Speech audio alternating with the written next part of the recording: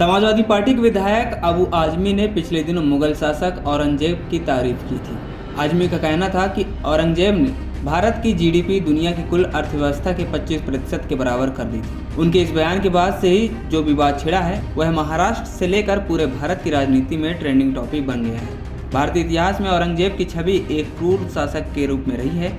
उसने सिखों के धर्म गुरुओं के साथ अत्याचार किए, तो वहीं महाराष्ट्र के छत्रपति शिवाजी और बुंदेलखंड के महाराजा छत्रसाल तक से उसका मुकाबला हुआ। छत्रपति शिवाजी के बेटे और उनके बाद मराठा शासक बने संभाजी महाराज का कत्ल भी औरंगजेब ने ही कराया था। उन्हें बंधक बनाकर उत्पीड़न किया गया था और अंत में गला काट कर हत्या कर दी गई थी।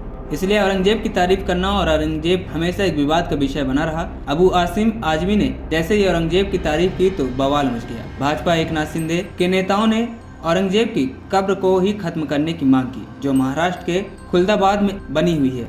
ये खुलदाबाद कस्बा संभाजी नगर जिले में है, जो कभी औरंगाबाद हुआ करता था। औरंगजेब के बहाने अलग अलग ऐतिहासिक दावे हो रहे हैं, लेकिन इस पर सभी की सहमति है कि वह कट्टर इस्लामिक था। उसने काशी, मथुरा जैसे कई मंदिरों को नुकसान पहुंचाया।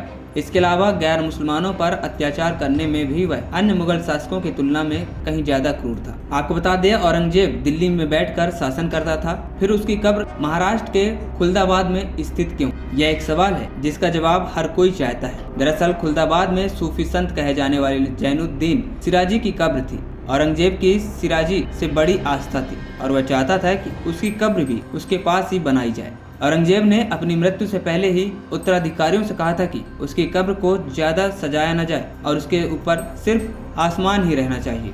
यही वजह है कि औरंगजेब की कब्र बेहद सादगी से बनी हुई थी। यहाँ पर कई सूफी संतों की दरगाहें स्थित हैं। औरंगजेब इस्लामिक कट्टर था, लेकिन उसने सादगी से रहना सीखा था। वह अक्सर सादे कपड़ा पहना करता था और पैसे बचाता था ताकि राजकोष पर इसका ज्यादा बोझ न पड़े।